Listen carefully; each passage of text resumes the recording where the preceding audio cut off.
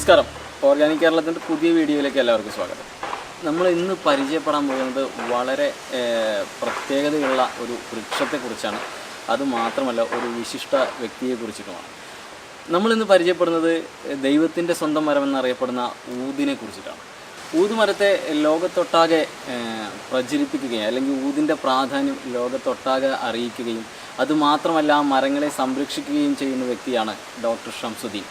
പാലക്കാട് ജില്ലയിലെ കൂറ്റനാടിനടുത്ത് പട്ടിത്തറ പഞ്ചായത്തിലാണ് ഷംസുദ്ദീൻകാരുടെ താമസം.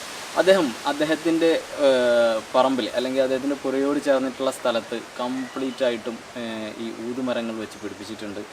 അതിൻ്റെ തൈകൾ ഉൽപ്പാദിപ്പിച്ച് ഇന്ത്യയിലൊട്ടാകെ വിപണനം ചെയ്യുന്നുണ്ട്, അല്ലെങ്കിൽ ആളുകളിലേക്ക് ആ ഒരു മരത്തിൻ്റെ ഒരു ഇത് അറിയിക്കുന്നുണ്ട്. അപ്പോൾ നമ്മൾ ഈ ഇദ്ദേഹത്തെ പറ്റിയിട്ട് അല്ലെങ്കിൽ നമ്മൾ ഷംസുദ്ദീനെ പറ്റിയിട്ട് ചെയ്യുന്ന വീഡിയോ 2 പാർട്ടായിട്ടാണ് ചെയ്യുന്നത്. ആദ്യ പാർട്ടിൽ ഷംസുദ്ദീനിക്ക് എങ്ങനെയാണ് ഒരു ഊദ് മരത്തെ നമ്മൾ തിരിച്ചറിയേണ്ടത്, അല്ലെങ്കിൽ അതിനെ സംരക്ഷിക്കുന്ന രീതി എങ്ങനെയാണ്, എന്തൊക്കെയാണ് ഊദ് മരത്തിൻ്റെ ബാക്കിലുള്ള ഒരു കാര്യങ്ങൾ. അതായത് ഈ ഊദിനെ മാർക്കറ്റ് ചെയ്യുന്ന രീതിയിൽ അല്ലെങ്കിൽ മാർക്കറ്റിൽ ഇറങ്ങുന്ന ഊതിൽ ഒരുപാടെണ്ണം ഒരു സത്യസന്ധമായ ഒരു പ്രോഡക്റ്റാണെന്ന് നമുക്ക് പറയാൻ കഴിയില്ല. അതെങ്ങനെയാണ് നമ്മൾ തിരിച്ചറിയേണ്ടത്, അല്ലെങ്കിൽ ഒരു ക്വാളിറ്റിയുള്ള ഊദിനെ എങ്ങനെയാണ് നമ്മൾ തിരഞ്ഞെടുക്കേണ്ടത് എന്നുള്ള രീതിയെല്ലാം ഷംസുദ്ദീനൊക്കെ നമുക്ക് ആദ്യ പാർട്ടിൽ പറഞ്ഞു തരും. രണ്ടാമത്തെ പാർട്ട് നമുക്ക് എങ്ങനെയാണ് ഈ ഊദിനെ ഈ മരത്തിൽ നിന്ന് വേർതിരിച്ചെടുക്കുന്നത്, അതിൻ്റെ പ്രോസസ്സ് എങ്ങനെയാണ്, അതിൻ്റെ കാര്യങ്ങൾ എങ്ങനെയാണെന്ന് നമ്മൾ നിങ്ങൾക്ക് കാണിച്ചു തരും. അപ്പോൾ നമുക്ക് ആദ്യത്തെ ഈ പാർട്ടിൽ ഷംസുദ്ദീനൊക്കെ പരിചയപ്പെടുകയും അദ്ദേഹം ഈ ഫീൽഡിലേക്ക് വരാനുണ്ടായൊരു സാഹചര്യം, അദ്ദേഹം ഇതുമായി ബന്ധപ്പെട്ടിട്ട് നടന്ന പ്രവർത്തനങ്ങൾ എന്തൊക്കെയെന്ന് അദ്ദേഹത്തോട് തന്നെ ചോദിച്ച് നമുക്ക് മനസ്സിലാക്കാം. ഷംസുക്ക, എത്ര വർഷമായി ഷംസുക്ക ഈ ഒരു മേഖലയിലേക്ക് വന്നിട്ട്? ഞാൻ ഏകദേശം 12 വർഷത്തോളമായി ഈ ഊദ് അല്ലെങ്കിൽ അതിൻ്റെ റിസർച്ച് സ്റ്റാർട്ട് ചെയ്തിട്ട് 2007 മുതൽ. 2007 മുതൽ? അതെ. 2007 മുതൽ ഷംസുക്ക ഈ ഊദിൻ്റെ പരിചരണവും കാര്യങ്ങളുമായിട്ടൊക്കെ ബന്ധപ്പെട്ടിട്ടുണ്ടല്ലേ? 2007 മുതൽ ആണ് നമ്മുടെ കേരളത്തിലത് ഒരു ഊതുമരം കണ്ടെത്തുകയും പിന്നെ അത് കേരളത്തിൽ പ്രചരിപ്പിക്കാൻ വേണ്ടി. എവിടെയാണ് കേരളത്തിൽ എവിടെ ഇത് കണ്ടെത്തി? ആദ്യം ഞാൻ ഇടുക്കിയിലെ കുമ്മളി ബേസ് ചെയ്തിട്ടാണ് ഞാൻ ഇതിൻ്റെ വർക്ക് തുടങ്ങുന്നത് അല്ലേ? അങ്ങനെ ഇതിനെ പ്രചരിപ്പിക്കാൻ ശ്രമിക്കുന്ന സമയത്ത് ഇതിൻ്റെ ഒരു മരം കാണണമല്ലോ. മരം കാണാൻ വേണ്ടിയിട്ടാണ് ഇടുക്കി കാടുകളിലും ഒക്കെ ഇത് തെരഞ്ഞു നടക്കുകയും അങ്ങനെ കുമ്മളിയിൽ തന്നെ ഒരു മരം കാണുകയും ഉണ്ടായി.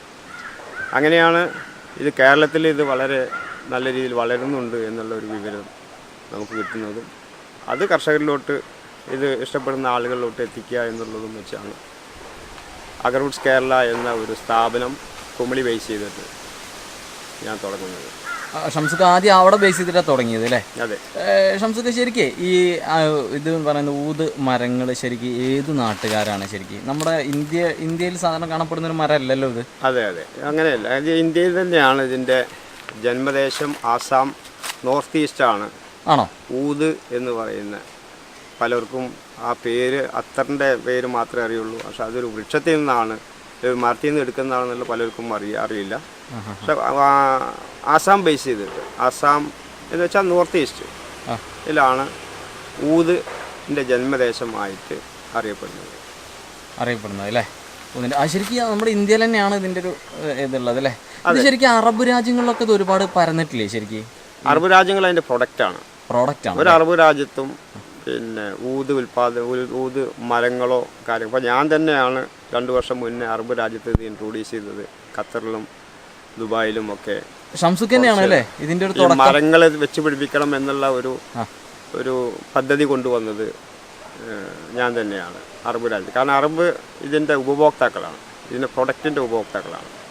അല്ലാതെ അറബ് രാജ്യത്ത് എവിടെയും ഊദ് മരങ്ങളോ അല്ലെങ്കിൽ അതിൻ്റെ പ്രോസസ്സിങ്ങോ നടക്കുന്നില്ല അല്ലേ? അതൊരു വലിയ അറിവാണ്. കാരണം അധികം ആളുകൾക്കും അറിയില്ല. ഇപ്പം ഞാൻ തന്നെ പോലും ഇത് അറബ് രാജ്യങ്ങളിലാണ് കൂടുതൽ കാണപ്പെടുന്നതെന്ന് വിചാരിച്ചിരുന്നു ഇങ്ങനെ ഊദിൻ്റെ ഇതെന്ന് പറയുന്നത്. ഇത് ശരിക്കും ഷംസുക്ക എത്ര ഇനം ഊദ് ഉണ്ട്? ഈ ഒരൊറ്റ കാണുന്ന മരം തന്നെ ഉള്ളോ, അതോ അങ്ങനെയാണോ? അല്ലല്ല, ലോകത്ത് ഏകദേശം ഇന്ന് 12ഓളം രാജ്യങ്ങൾ ഊദ് പ്ലാന്റേഷൻ മുതൽ അതിൻ്റെ കൃഷിയും കാര്യങ്ങളൊക്കെ പ്രചരിപ്പിക്കുന്നുണ്ട്.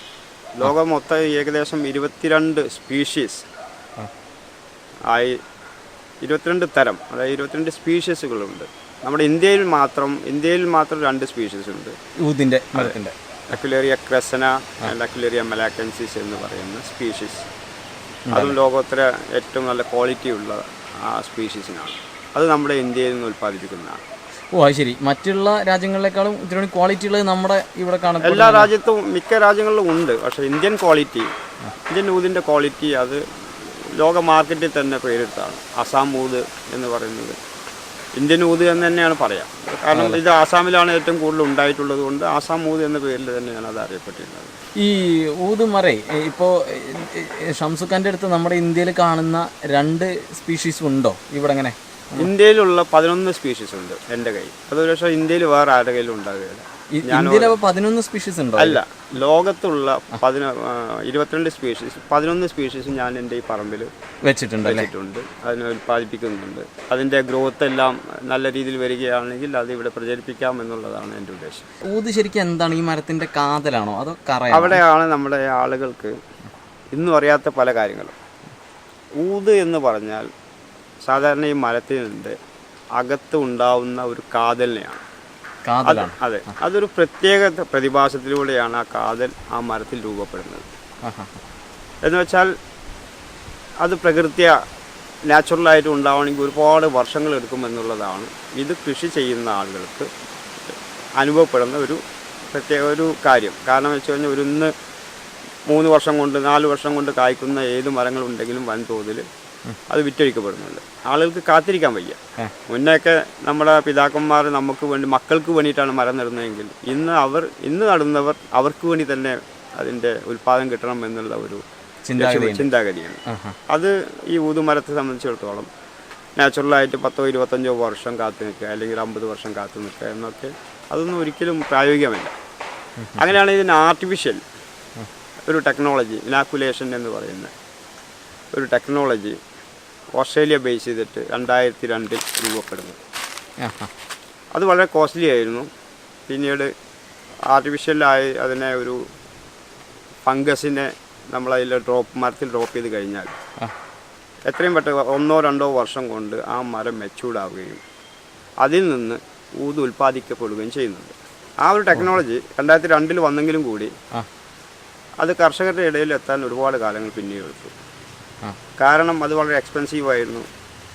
രണ്ടാമത്തെ കാരണം ഊത് വ്യവസായവും ഊതിൻ്റെ മാർക്കറ്റിങ്ങും എല്ലാം ഒരു കുത്തക ആളുകൾ മാത്രം ശരി പറയുകയാണെങ്കിൽ ഒരു മാഫിയ എന്ന പോലെ കൊണ്ടു നടന്നുകൊണ്ടാണ് ഇതിനെക്കുറിച്ചൊരു അവയർനെസ്സോ അല്ലെങ്കിൽ ഇതിനെക്കുറിച്ചൊരു അറിവോ സാധാരണ കർഷകർക്ക് എത്തിയിട്ടുണ്ടായിരുന്നില്ല. ഇല്ല. കാരണം എന്താ വെച്ച് കഴിഞ്ഞാൽ അതൊരു കുത്തകയാണ്. കുറച്ച് ആളുകൾ മാത്രം അതിനെ ബേസ് ചെയ്തുകൊണ്ട് ആ ഒരു ബിസിനസ് നടത്തുന്നു. അതിൻ്റെ എങ്ങനെയാണിത് ഉണ്ടാവുന്നത് പോലും അല്ലെങ്കിൽ എങ്ങനെയാണിത് പ്രോസസ്സിങ് ചെയ്യുക എന്നുള്ളത് പോലും വളരെ അജ്ഞാതമായ ഒരു കാര്യമായിരുന്നു. മറ്റു ചിലർ നമ്മുടെ നാട്ടിലാണെങ്കിൽ ഈ അന്ധൻ ആനയെ കണ്ട പോലെ പലരും പല രീതിയിലുമാണ് ഇതിനെക്കുറിച്ച് ആളുകൾക്ക് വിവരങ്ങൾ കൊടുത്തിട്ടുണ്ടായിരുന്നത്. പക്ഷെ അതിൻ്റെ സത്യം എന്താണെന്നുള്ളത് ഒരു മരത്തിൽ ഏകദേശം ഒരു 5-10 വർഷം കഴിയുന്നതിൻ്റെ ഉള്ളിൽ എങ്ങനെയാണ് ഒരു മരത്തിൽ ഊത് ഉൽപ്പാദിപ്പിക്കുക, ഉൽപ്പാദനം ഉണ്ടാവുക, അതെങ്ങനെയാണ് സാധാരണ ഗുണം ചെയ്യുക എന്നുള്ള കാര്യമാണ് ഞാൻ ഇന്നും ഓരോ സെമിനാറുകൾ വഴിയും കൃഷിക്കാരെ സംഘടിപ്പിച്ച് അവർക്ക് അവയർനെസ് കൊടുത്തുകൊണ്ടിരിക്കുന്നു. ഇപ്പോഴും ചെയ്യുന്നുണ്ടോ അതങ്ങനെ? കാരണം ഞാൻ ഏകദേശം കേരളത്തിൽ മാത്രം 120ഓളം സെമിനാറുകൾ നടത്തിയിട്ടുണ്ട്. ഏകദേശം ഒരു തൈ വെച്ച് കഴിഞ്ഞ് ഒരു 5 വർഷം ആകുമ്പോഴേക്കും ഏകദേശം ഒരു 20 ഇഞ്ചത്തോളം വണ്ണം ഉണ്ടാവും ഒരു മരത്തിന്. അങ്ങനെ വരുന്ന അതിൽ ഒരു ആർട്ടിഫിഷ്യലായിട്ട് നമ്മളൊരു ഫംഗസിനെ ഡെവലപ്പ് ചെയ്തിരിക്കുകയാണ്. ആ ഒരു ടെക്നോളജി ഇന്ത്യയിൽ ഞാൻ കൊണ്ടുവന്നതാണ്. അതെ. അത് എത്ര വർഷം കഴിയുമ്പോൾ? 5 വർഷം കഴിയുമ്പോഴാണോ നമ്മൾ? 5 വർഷത്തിന് ശേഷം. ഇപ്പോൾ ഇതെല്ലാം അതുപോലെ ഒരു ടെസ്റ്റ് ചെയ്ത ഇതാണ്. അപ്പോൾ ഇതെല്ലാം ഉള്ളിൽ ഊത് ഫോം ചെയ്തതാണ് ഈ കാണുന്നതെല്ലാം. അതല്ലേ. ഇപ്പോൾ നമ്മളതിനൊരു ഇഞ്ചക്ട് ചെയ്യുക അല്ലെങ്കിൽ ഒന്ന് ഡ്രില്ല് ചെയ്ത് ഹോൾ ചെയ്തിട്ട് അതിലോട്ട് ഈ ഫംഗസിനെ ലിക്വിഡ് രൂപത്തിലുള്ള ഫംഗസിനെ നമ്മളതിൽ ഡ്രോപ്പ് ചെയ്യാം. അതുപോലെ തന്നെ അത് ബാംബൂ സ്റ്റിക്കിലും സോക്ക് ചെയ്ത് ആ ബാംബൂ സ്റ്റിക്ക് നിങ്ങൾ കണ്ടിട്ടുണ്ടാവും ചിത്രങ്ങളിലൊക്കെ ഒരു മരത്തിന് മുകളിൽ ഈ അടിച്ചു കയറ്റുന്ന ഒരു സിസ്റ്റം, അങ്ങനെ അടിച്ചു കയറ്റി അതിൽ ഡ്രോപ്പ് ചെയ്യണം. ആ ഫംഗസ് മരത്തിൻ്റെ ഉള്ളിൽ പ്രവേശിച്ച് കഴിഞ്ഞാൽ അതിനെ പ്രൊട്ടക്റ്റ് ചെയ്യാൻ വേണ്ടി മരം സ്വയം ഒരു ആൻറ്റിബോഡി ആ ഫംഗസുള്ള ഭാഗങ്ങളിൽ ഉണ്ടാക്കും. ശരിക്കും ആൻറ്റിബോഡിയാണ് ഊത് എന്ന പേരിൽ ഫോം ചെയ്ത് വരുന്നത് അല്ലേ? അത് ഏതൊരു ശരിയായ രീതിയിൽ അങ്ങനെയാണ് എങ്കിലും ഏതൊരു ഫംഗസ് ആക്രമിക്കുമ്പോഴും ആ ഫംഗസിനെ ചെറുക്കാൻ വേണ്ടി ഒരു ആൻറ്റിബോഡി ആ മരം സ്വയം അതിൻ്റെ പ്രതിരോധം തീർക്കുക എന്നുള്ളതാണ്. ആ പ്രതിരോധത്തിനെയാണ് ഊത് എന്ന് പറയുന്നത്. പക്ഷെ അതിലൊരു മരത്തിന് മാത്രമുള്ള പ്രത്യേകത, അതിനൊരു സർവ്വസുഗന്ധം, ഒരു അവിസ്മരണീയമായൊരു സുഗന്ധം ആ ഒരു ആവരണത്തിന് ഉണ്ടാവുമെന്നുള്ളതാണ്. അതിനെയാണ് ഊതായിട്ടും നമ്മളിന്ന് കേൾക്കുന്ന ഊതിൻ്റെ അത്തറായിട്ടും രൂപപ്പെടുത്തുന്നത്. ഊതിൽ നിന്ന് എടുക്കുന്നതാണ് അത്തർ അല്ലേ? ആ ഒരു പർട്ടിക്കുലർ ഭാഗം അതിൽ നിന്ന് വേർതിരിക്കുന്ന ഒരു യെല്ലോ അല്ലെങ്കിൽ ഒരു ബ്രൗൺ കളറിൽ നിന്ന് വേർതിരിച്ചെടുത്ത് ഡിസ്റ്റിൽ ചെയ്തെടുക്കുന്നതാണ് ഊതിൻ്റെ അത്തർ എന്ന് പറയുന്നത്. അത് വളരെ വാല്യൂഡാണ്. കാരണം എന്ന് വെച്ച് കഴിഞ്ഞാൽ 10-40 കിലോ അതുപോലത്തെ വുഡ് നമ്മൾ എക്സ്ട്രാക്ട് ചെയ്താൽ മാത്രമാണ് നമുക്ക് ചിലപ്പോൾ ഒരു 10 മുതൽ 20 ഗ്രാം വരെ ഓയിൽ കിട്ടുള്ളൂ. അത്രേ കിട്ടുള്ളൂ. അതുകൊണ്ടാണ് അതിന് ലക്ഷങ്ങൾ വിപണിയിൽ വില ഉണ്ടാവുന്നത്. അതുകൊണ്ടാണ് നമ്മളിപ്പോൾ ഒരു മരത്തിനെ, ഇപ്പോൾ ഷംസുക്ക പറഞ്ഞല്ലോ, നമ്മൾ ഈ ഫംഗസിനെ നിക്ഷേപിക്കുന്നു. അപ്പോൾ ഇതിന് മരത്തിൻ്റെ ഒരു ഭാഗത്തല്ലല്ലോ, പല ഭാഗത്തായിട്ട് ഇത് നിക്ഷേപിക്കില്ലേ? അങ്ങനെ കാരണം എന്ന് വെച്ച് കഴിഞ്ഞാൽ ഒരു ഭാഗത്ത് ഇപ്പോൾ നമ്മൾ ഏകദേശം ഒരു ഡോസ് ഫംഗസ് എന്ന് പറഞ്ഞു കഴിഞ്ഞാൽ 100 ഹോളിൽ നമ്മൾ നിക്ഷേപിക്കും. 100 ഹോളിൽ നിക്ഷേപിക്കും. അതിൻ്റെ സൈസ് അനുസരിച്ച് എത്രത്തോളം ഉണ്ടോ അതിൻ്റെ താഴെ മുതൽ അതിൻ്റെ ഓരോ ബ്രാഞ്ചിൽ വരെയും അത് നമ്മൾ നിക്ഷേപിക്കുക.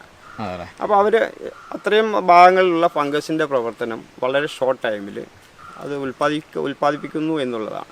അപ്പോൾ നമ്മൾ ഒരു ഭാഗത്ത് നിക്ഷേപിച്ചാൽ അത് എല്ലായിടത്തോട്ടും എത്തുകയില്ല.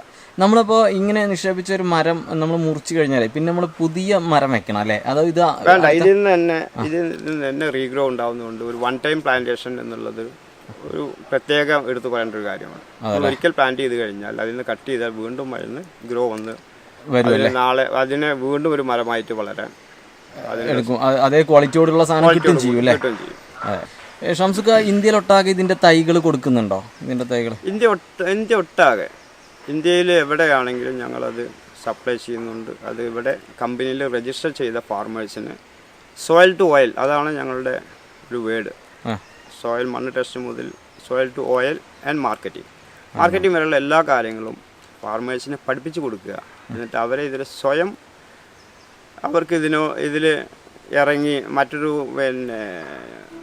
ഏജൻസിയുടെയോ അല്ലെങ്കിൽ മറ്റുള്ളവരോ ഡിപ്പെൻഡ് ചെയ്യാതെ എങ്ങനെ മാർക്കറ്റ് ചെയ്യാമെന്നുള്ളതിനെ കുറിച്ച് ബോധവൽക്കരിക്കുക എന്നുള്ളതാണ്. ഇത് ശരിക്കും എത്ര പ്രായമായ തൈയാണ് ശരിക്കും ഇവിടുന്ന് കൊടുക്കുന്നത്? നമ്മൾ കൊടുക്കുന്നത് 1 വർഷമായ കൂടെ തൈകളാണ്. 1 വർഷമായ 1 വർഷം മദർ പ്ലാന്റിൽ നിന്ന് എടുക്കുന്ന, ഇതിനെ വിത്ത് എടുക്കുന്നത് മുതൽ മുളപ്പിക്കുന്നത് വരെ ഒരുപാട് കാര്യങ്ങൾ ശ്രദ്ധിക്കേണ്ടതുണ്ട്. സാധാരണ ഒരു വിത്തിട്ട് മുളപ്പിക്കുന്നത് പോലെയാണ് ഊതിൻ്റെ വിത്ത് മുളക്കുകയില്ല. അതിന് തന്നെ ഒരുപാട് കാര്യങ്ങൾ ശ്രദ്ധിക്കേണ്ടത്. അതിന്റെ മണ്ണൊക്കെ പ്രിപ്പയർ ചെയ്യുന്ന വേറെ രീതിയാണോ? എങ്ങനെയാണ് അതിന്റെ? മണ്ണിന്റെ അല്ല, ഇതിന് ഒരുപാട് കാര്യങ്ങളുണ്ട്. ഇതിന് ഒരുപാട് മെഡിസിൻ പവറുകളുണ്ട്. അതുപോലെ തന്നെ ഇതിനെ നമ്മൾ ഉപയോഗിക്കേണ്ട രീതിയിലും ഒരുപാട് ശ്രദ്ധിക്കേണ്ട കാര്യങ്ങളുണ്ട്. ഇപ്പോൾ ഒരു വിത്ത് നമ്മൾ കായ പൊളിച്ച് അതൊരു 30 മിനിറ്റോ അല്ലെങ്കിൽ 1 മണിക്കൂറിൻ്റെ ഉള്ളിൽ തന്നെ നമ്മൾ അതിന് മണ്ണിൽ ഡ്രോപ്പ് ചെയ്താലാണ് ഇത് ഗ്രോ ആയി വരികയുള്ളൂ. കാരണം സൂര്യപ്രകാശം കൊള്ളുകയോ കൂടുതൽ നേരം അത് വെറ്റായിട്ട് ഇരിക്കുകയോ ചെയ്ത് കഴിഞ്ഞാൽ അതൊരിക്കലും ഗ്രോ ചെയ്യില്ല. അതും തന്നെ ആളുകൾ അതുപോലെ അതൊന്നും ശ്രദ്ധിക്കാതെ ഇതിൻ്റെ വിത്തുകളും കാര്യങ്ങളും മാർക്കറ്റ് ചെയ്യുന്ന ഒരുപാട് ആളുകളെ ഞാൻ കണ്ടിട്ടുണ്ട്. ഈ ഊതിൻ്റെ വിപണി മാർക്കറ്റിൽ ഒരുപാട് കള്ളത്തരങ്ങൾ നടക്കുന്നുണ്ടല്ലേ? ഒരുപാടുണ്ട്. ഊതിൻ്റെ വിപണി എന്ന് പറഞ്ഞ കള്ളത്തരങ്ങളുടെ ഒരു കൂടാരമാണ്. അത് പറഞ്ഞാൽ തന്നെ നമുക്കത് ഒരുപാട് പ്രതിഷേധങ്ങൾക്ക് വഴി വെക്കുമെന്നുള്ളത് അറിയാം. പക്ഷെ അത് പറയാതിരിക്കാൻ വഴിയില്ല. കാരണം ആർട്ടിഫിഷ്യൽ, ഇന്ന് ലോകത്ത് 60% ആർട്ടിഫിഷ്യൽ ഊതാണ് ഉപയോഗിക്കുന്നത്. എന്താണെന്ന് വെച്ചാൽ നമ്മൾ ഈ പ്ലാന്റേഷൻ ചെയ്ത് ആർട്ടിഫിഷ്യലായി ഇനാക്കുലേഷൻ ചെയ്തിട്ട് ഉപയോഗിക്കുന്നത്. അതിലൊരു വ്യത്യാസങ്ങളോ അതിലൊരു കള്ളത്തരങ്ങളോ ഇല്ല. പക്ഷെ അതിനെ കെമിക്കൽ ചേർത്ത് അതിൻ്റെ അതുപോലെയുള്ള സാധനങ്ങൾ മാർക്കറ്റിൽ എത്തിക്കുന്നത് കൊണ്ട് അങ്ങനെ ഒരു പ്രവണത ഉണ്ട്. അതുകൊണ്ട് അതിൻ്റെ ബെനിഫിറ്റ് കിട്ടില്ല എന്നുള്ളതാണ്. ഷംസുക്ക, നമുക്കിപ്പോൾ ഒരു മരം സാധാരണക്കാരൻ അറിയില്ല. ഇപ്പം എനിക്കിവിടെ വന്ന് കണ്ടപ്പോൾ ചന്ദനത്തിൻ്റെ പോലെയൊക്കെ തോന്നുന്നുണ്ട് ഈ മരം കണ്ട ചിലതൊക്കെ. അപ്പോൾ എങ്ങനെയാണ് ഒരു ഊതുമരം നമ്മൾ തിരിച്ചറിയുക? ഊതുമരം എന്ന പേരിൽ ഇപ്പോൾ നമ്മുടെ നാട്ടിൽ ഒരുപാട് തൈകൾ, മറ്റ് പലതിൻ്റെ തൈകൾ വിറ്റൊഴിക്കുന്നുണ്ട്. ഇപ്പോൾ തമ്പകം എന്ന് പറയുന്ന മരം ഏകദേശം എല്ലാ ഹൈ റേഞ്ചിലും കാണുന്ന ഒരു സാധനമാണ്. തമ്പകം? അതെ. ഏകദേശം തമ്പകവും ഇതും തമ്മിൽ ഒരു പ്രത്യേകമായിട്ട് വ്യത്യാസങ്ങളോ കാര്യങ്ങളോ ഒന്നുമില്ല. തമ്പകം ഹാർഡ് വുഡാണ്, ഊത് സോഫ്റ്റ് വുഡാണ്. എങ്കിൽ നമുക്കിതിൻ്റെ ഇതിൻ്റെ ഇലകളിൽ നിന്ന് ഇലകളിലെ ഒരു ചെറിയൊരു ടെക്നിക്കൽ കൊണ്ട് നമുക്ക് തിരിച്ചറിയാൻ കഴിയും. കാരണം ഇലകൾ ഫുള്ള് ഓയിലിയാണ് ഇതിൻ്റെ. അതല്ലേ തന്നെയല്ല അതിനെ നമ്മൾ എല്ലാ ഇലകളും എടുക്കുമ്പോൾ അത് കീറിപ്പോരുന്നതാണ്. പക്ഷേ ഇതുപോലെ ഒരു കണ്ടില്ലേ, ഇതുപോലെ വരുന്ന ഒരു ഒട്ടിയ രീതിയിൽ അങ്ങനെ പിഞ്ഞി പോരുമ്പോൾ അതിലൊരു നൂലിലകൾ ഉണ്ടാവും. മറ്റേ മരത്തിനുണ്ടാവില്ല. അത് ഇതിന് പെട്ടെന്ന് തിരിച്ചറിയാനുള്ള ഒരു ഇതാണ്. നൂലിലകൾ എന്ന പോലെ ഇതുപോലെയാണ് വലിഞ്ഞു നിൽക്കും. മറ്റേതൊരു കീറിപ്പോയി മറ്റേതിൻ്റെ ആണെങ്കിലും ഇപ്പോൾ നമ്മൾ എടുക്കുകയാണെങ്കിൽ ഇപ്പോൾ ഒരു മരത്തിൻ്റെ ആണെങ്കിൽ അത് പിഞ്ഞി പോരുകയുള്ളൂ. ഇത് വളരെ ഓയിലി ആയതുകൊണ്ടാണ്. അതുകൊണ്ട് തന്നെയാണ് അതിൻ്റെ ഒരുപാട് ബെനിഫിറ്റുകൾ ഇതിൻ്റെ ഇലകളിൽ നിന്ന് ഉണ്ടാക്കുന്നുണ്ട്. അങ്ങനെയാണ് ഞാനിതിൻ്റെ ഊതിൻ്റെ ചായ ആദ്യമായിട്ട് ഡെവലപ്പ് ചെയ്ത് മാർക്കറ്റിൽ കൊണ്ടുവന്നത്, അറബ് മാർക്കറ്റിൽ കൊണ്ടുവന്നത്. അതെയോ? അത് വലിയൊരു മാറ്റമാണ്. കാരണം എന്ന് വെച്ച് കഴിഞ്ഞാൽ ഒരുപാട് ബെനിഫിറ്റുകൾ അതിൽ നിന്ന്. ഊതിൻ്റെ ചായ, മെഡിസിൻ പവർ, ലോകത്ത് ഒരുപാട് പരീക്ഷണങ്ങൾ അതിൽ നടന്നതാണ്. വേൾഡ് ഹെൽത്ത് ലെവലിലൊക്കെ അതിനെ സർട്ടിഫൈ ചെയ്തതുമാണ്. പല മാരകമായ രോഗങ്ങൾക്കും അത് ഒരു ശാന്തി നൽകുന്നു എന്നുള്ളതാണ് യൂറോപ്യൻ രാജ്യങ്ങളിൽ അതിന് വളരെ വലിയ ഒരു. ഇപ്പോഴും അത് കൊടുക്കുന്നുണ്ടോ നിങ്ങൾ? തീർച്ചയായും ഞങ്ങൾ എല്ലാം ഞങ്ങളുടെ ഊദ് ക്രസ്ന എന്ന ബ്രാൻഡ് നെയിമിൽ ആ ഊതിൻ്റെ ചായ മാർക്കറ്റിൽ വരുന്നുണ്ട്. ഷംസുക്ക, ഇതിപ്പോൾ നിങ്ങൾ ഹോൾ ചെയ്ത മരമാണ് അല്ലേ? ഇത് ഒരു 1.5 വർഷം മുന്നേ ഇനാക്കുലേറ്റ് ചെയ്ത മരമാണ്. 1.5 വർഷം മുന്നേ ചെയ്തു അല്ലേ? ചെയ്തു. അത് ശരിക്കും ഇതൊരു റിസർച്ച് പർപ്പസ് ആയിട്ട് ചെയ്തതാണ്. കാരണം 2.5 കൊല്ലം 3 വർഷം ആകുന്നൊരു മരമുള്ളൂ. അപ്പോൾ ഇത് നമ്മൾ ശരിയായ രീതിയിൽ ഫാർമേഴ്സിന് മുന്നോട്ട് കൊണ്ടുവരാറായിട്ടില്ല. കാരണം ഇതിൽ നിന്ന് എന്ത് കിട്ടും, എന്താണ് നമുക്ക് എത്രയാണ് ഈൽഡ് കിട്ടുക എന്നറിയാൻ വേണ്ടിയിട്ടാണ് ഇത് ചെയ്തത്. ഇപ്പോൾ ഏകദേശം ഇത് ആയ മരമാണ് അല്ലേ? നമ്മൾ ഹോൾ ചെയ്തിട്ട് ഇങ്ങനെ ഫംഗസ് ഇട്ട് കഴിഞ്ഞാൽ എത്ര വർഷം എടുക്കും? പിന്നെ നമുക്കതിന് ഒരു പ്രൊഡക്റ്റ് കിട്ടണമെങ്കിൽ എത്ര വർഷം എടുക്കും? അതിന് സൈസ് കൂടിയും പ്രായം കൂടിയും പരിഗണിച്ചു. ഇപ്പോൾ 5 വർഷമായ ഒരു മരമാണ് നമ്മൾ ഇനാക്കുലേഷൻ ചെയ്യുന്നതെങ്കിൽ അത് നമുക്കൊരു 1-1.5 വർഷത്തെ കാത്തിരിപ്പ് മതി. അപ്പോൾ ഒരു 10 വർഷം കഴിഞ്ഞതാണെങ്കിൽ വളരെ ക്വാണ്ടിറ്റി കൂടിയ സൈസ് കൂടിയ മരമാണെങ്കിൽ 1.5 എന്നുള്ളത് 2 വർഷമാവും. എന്തായാലും ഒരു 3 വർഷത്തിൻ്റെ ഉള്ളിൽ നമുക്കതിനെ ഹാർവെസ്റ്റ് ചെയ്യാമെന്നുള്ളത് എടുക്കാൻ പറ്റൂലേ? ഇതിലിപ്പോൾ നമ്മുടെ നാട്ടിൽ ഞാൻ ഒരുപാടായി കുറേ ആളുകൾ എന്നോട് വിളിച്ചു ചോദിക്കുന്നു, ലോകത്തിലെ ഏറ്റവും വലിയ വില കൂടിയ ഊത് ഉൽപ്പാദിപ്പിക്കുന്ന ഒരു മരം എന്ന പേരിൽ ഇവിടെ ഒരു സ്പീഷീസിൻ്റെ പേര് ഇവിടെ പരാമർശിക്കുന്നത് പേപ്പർ വഴിയൊക്കെ ഞാൻ കാണുകയുണ്ടായി. അതായത് ഏറ്റവും കൂടുതൽ വില കിട്ടുന്ന ഊത് അക്വിലേരിയ മൈക്രോകാർപ്പ എന്ന് പറയുന്ന തൈകളിൽ നിന്നുണ്ടാക്കുന്നതാണ്, അല്ലെങ്കിൽ മരത്തിൽ നിന്നുണ്ടാക്കുന്നതാണ് എന്ന് പറഞ്ഞിട്ട് ഒരുപാട് ആളുകൾ അതിൻ്റെ തൈകൾ വിറ്റൊഴിക്കുന്നുണ്ട്. അതിൻ്റെ സത്യാവസ്ഥ, ഈ അക്വിലേരിയ മൈക്രോകാർപ്പ എന്ന് പറയുന്ന ഇനം ലോകത്തെ ഇന്തോനേഷ്യയിൽ മാത്രമാണ് ഇത് ഉൽപ്പാദിപ്പിക്കപ്പെടുന്നത്, അല്ലെങ്കിൽ അവിടെയാണ് ഇതുള്ളത്. കാരണം അത് മറ്റു പല രാജ്യങ്ങളോട്ടും പ്രൊമോട്ട് ചെയ്യാതിൻ്റെ കാരണം ഊത് എന്ന ഇനത്തിൽ തന്നെ വളരെ താഴ്ന്നു നിൽക്കുന്ന, വളരെ വില കുറഞ്ഞതും താഴ്ന്നതും അപൂർവമായി ഉണ്ടാകുന്നതുമായ ഒരു ഐറ്റം ആയതുകൊണ്ടാണ് ആ ഒരു സ്പീഷീസിനെ മറ്റു രാജ്യത്തിൽ ആരും പ്രൊമോട്ട് ചെയ്യാറുണ്ട്. ഉദാഹരണം ഇപ്പോൾ ഈ ഒരു മരം നോക്കുക, ഇതാണ് അക്വിലേരിയ ക്രസ്ന അല്ലെങ്കിൽ മലാക്കൻസിസ് എന്ന് പറയുന്ന അതിൻ്റെ ഇലകൾ നോക്കുക. നീളം കൂടിയതും വളരെ ചെറിയതുമായ ഇലയാണ് ഇതിനുള്ളത്. ഇതാണ് ശരിക്കും നമ്മുടെ ഇന്ത്യയിൽ ഉണ്ടാവുന്ന അക്വിലേരിയ മലാക്കൻസിസ് എന്ന് പറയുന്ന ഇനം. ഇതിൽ നിന്ന് വിഭിന്നമായി മറ്റൊരു സ്പീഷീസ് കൂടി നമ്മുടെ നാട്ടിലുണ്ട്. അത് ഞാൻ അവിടെ കാണിച്ചു തരാം. അതിന് ക്രസ്ന എന്ന് പറയും. എന്നാൽ മൈക്രോകാർപ്പ എന്ന് പറയുന്ന മരത്തിൻ്റെ ഇലകൾ നോക്കുക, വളരെ വലിയ ഇലയാണ് അല്ലേ? മറ്റേക്കാൾ എല്ലാത്തിനേക്കാൾ വളരെ വലിയ ഇലകളാണ്. ഇതാണ് മൈക്രോകാർപ്പ എന്ന് പറയുന്ന സ്പീഷീസിൻ്റെ ഇലകൾ. ഇത് ഒരു ഇല തന്നെ മറ്റേൻ്റെ 4 ഇരട്ടി വലിപ്പം ഉണ്ടാകും. ഇതിൽ നിന്ന് ഊത് കിട്ടില്ല എന്നല്ല, പക്ഷെ വളരെ ക്വാളിറ്റി കുറഞ്ഞത്. ഇന്ന് മാർക്കറ്റിൽ ഒരു ഡയറക്റ്റ് മാർക്കറ്റ് ചെയ്തിട്ട് വിജയിക്കാത്ത ഒരു ഇനമാണ് മൈക്രോകാർപ്പ. കാരണം ഇതിൻ്റെ തടിയിൽ നിന്ന് തന്നെ പോലെ ഇതിൻ്റെ വേരിൽ നിന്നും ഊത് ഉൽപ്പാദിപ്പിക്കുന്നുണ്ട്. അത് മെറോക്കി എന്ന പേരിലൊക്കെ പലതും ഇത് വിപണിയിൽ വരുന്നുണ്ടെങ്കിലും കൂടി ഒരു ഹൈ ക്വാളിറ്റി എന്ന നിലപാടിലോട്ട് മൈക്രോകാർപ്പ ഇതുവരെ എത്തിയിട്ടില്ല എന്നുള്ളതാണ് സത്യം. ഈ സ്പീഷീസ് വളരെ റെയറാണ്. ഇത് ശ്രീലങ്കയിലാണ് ഇതിന് വളരെ വാല്യൂ ആയിട്ട് കാണുന്നത്. വല്ലപ്പട്ട എന്ന് പറയും. അതായത് അക്വിലേരിയ ഗിരിനോപ്സ് വല്ല. ഗ്രീൻ ഓഫ് സ്പീഷീസിൽപ്പെട്ട ഒരു മരമാണിത്. ഇത് വളരെ റെയറായിട്ട്, ഇത് നമ്മുടെ ബൈബിളിലൊക്കെ ഒരുപാട് ഇതിനെപ്പറ്റി പറഞ്ഞിട്ടുണ്ട്. കാരണം ഇതിൻ്റെ സുഗന്ധം തന്നെ വളരെ വ്യത്യസ്തമാണ്. ഒരു തരം അട്രാക്റ്റീവായിട്ടുള്ള ഗന്ധമാണ് ഈ ശ്രീലങ്കൻ വല്ല എന്ന് പറയുന്നത്. ഞാനതിൽ എൻ്റെ ബുക്കിൽ അതിനെക്കുറിച്ച് ചരിത്രം തന്നെ എഴുതിയിട്ടുണ്ട്. ആദ്യ മനുഷ്യൻ ആദമിൻ്റെ കാലത്താണ് ഇത് ആദ്യമായി ഇതിൻ്റെ സുഗന്ധം അറിഞ്ഞതെന്നും ആ ഗന്ധം കൊണ്ടാണ് അവർ തമ്മിൽ കൂടിക്കാഴ്ച ശ്രീലങ്കയിൽ വെച്ചാണ് അവർ ഒരുമിച്ച് കാണുന്നതെന്നും ഒക്കെ ഒരു ചരിത്രമുണ്ട് അതിൽ. കാരണം അതുകൊണ്ട് തന്നെ ദൈവം പ്രത്യേകമായ മരത്തിൻ്റെ ഒരു പ്രത്യേകത കൊടുത്തു. അതിൻ്റെ ആ സുഗന്ധം പിന്നീട് ലോകത്ത് എവിടെ കൊണ്ട് ഉണ്ടാക്കിയാലും ആ ഒരു ഗന്ധം ആ ശ്രീലങ്കൻ വല്ല എന്ന് പറയുന്ന ആ മരത്തിൻ്റെ ഗന്ധം എനിക്ക് കിട്ടാറില്ല. അതിനല്ല ഇതിന് വേറെ പ്രത്യേകത വളരെ സ്ലോ ആണ് ഇതിൻ്റെ ഗ്രോത്ത്.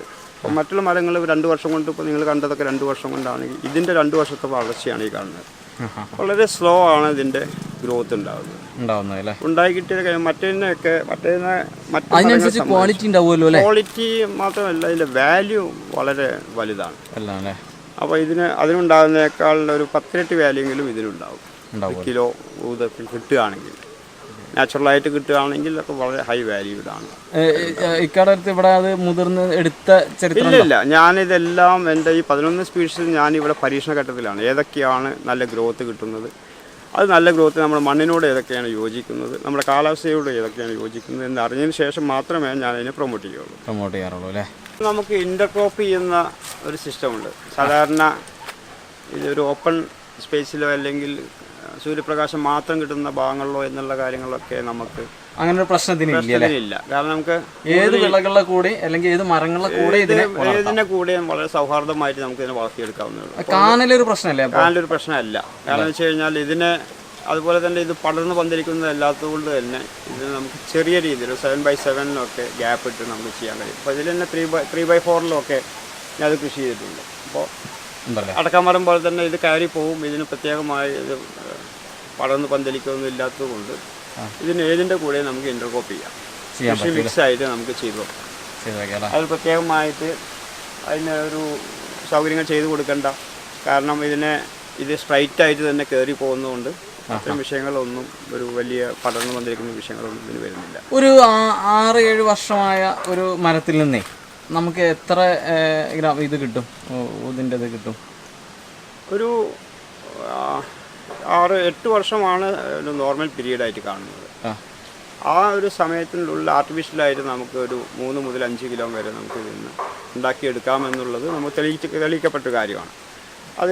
അതൊരു വുഡ് ആക്കിയിട്ട് എടുക്കാമെന്നുള്ളത് ഒരു നോർമൽ നമുക്ക് മാർക്കറ്റ് ചെയ്യാൻ കഴിയുന്ന ഒരു പ്രൊഡക്റ്റാക്കി മാറ്റിയെടുക്കാൻ കഴിയും. അതിൽ നിന്ന് തന്നെ നമുക്ക് മറ്റു പലവിധ പ്രൊഡക്റ്റുകളും ഉണ്ടാക്കാൻ കഴിയും. അതുകൊണ്ട് തന്നെ ഒരു ആവറേജ് ഒരു ഇൻകം നമുക്ക് ഇതിന് ജനറേറ്റ് ചെയ്യാൻ കഴിയും. ഷംസുക്ക, ഈ മരേ അത്യാവശ്യം വലിപ്പമുണ്ടല്ലോ, അപ്പോൾ അത്യാവശ്യം ഒരു ക്വാണ്ടിറ്റി നിന്ന് കിട്ടുന്നുണ്ടായിരിക്കില്ല. എന്താ ഇതിൻ്റെ ഒരു പ്രത്യേകത എന്താണ്? ഇത് ശരിക്കും നമ്മളെ അടുക്കള ഭാഗത്ത് നമ്മൾ ഈ പ്രത്യേകമായിട്ട് കുറേ വെള്ളം വല്ലാതെ കൊടുക്കുന്നൊരു സ്ഥലമാണ്. നീർവാഴ്ച കുറച്ച് കൂടുതലുള്ള സ്ഥലമാണ്. അതുകൊണ്ട് തന്നെ ഇത് 3 വർഷമായിട്ടേ ഉള്ളൂ. അതാ ഞാൻ നേരത്തെ പറഞ്ഞത്, നമ്മൾ വെള്ളവും വളവും ഒക്കെ കൊടുത്ത് ചെയ്യുകയാണെങ്കിൽ കുറച്ച് ഗ്രോത്ത് കൂടുതൽ കിട്ടുമെന്ന് പറയുന്നത്. ഇപ്പോൾ ഇതൊരു സാധാരണ 5 വർഷത്തിൻ്റെ മേലെ ഇതിലിപ്പോൾ നിങ്ങൾ ഫംഗസ് ചെയ്തിട്ടുണ്ട്. എല്ലാ മരങ്ങളും ഞാൻ അതിന് ഒരു ടെസ്റ്റ് ഡോസ് എന്നുള്ള എനിക്ക് ഞാൻ കൊടുത്തിട്ടുണ്ട്. അപ്പോൾ നമ്മൾ ഷംസുദ്ദീനെ പരിചയപ്പെട്ടു. അദ്ദേഹത്തിൻ്റെ എക്സ്പീരിയൻസ് എന്താണെന്ന് നിങ്ങൾക്ക് ഇപ്പോൾ അദ്ദേഹത്തിൻ്റെ സംസാരത്തിൽ തന്നെ മനസ്സിലായി. ഇത്രയും സത്യസന്ധനായ ഒരാളാണ്. ഈ ഒരു ഫീൽഡിൽ നിൽക്കുമ്പോൾ നമുക്ക് അദ്ദേഹത്തോട് പരിചയപ്പെടുമ്പോൾ, അദ്ദേഹത്തോട് സംസാരിക്കുമ്പോൾ നമുക്ക് മനസ്സിലാക്കാൻ പറ്റും.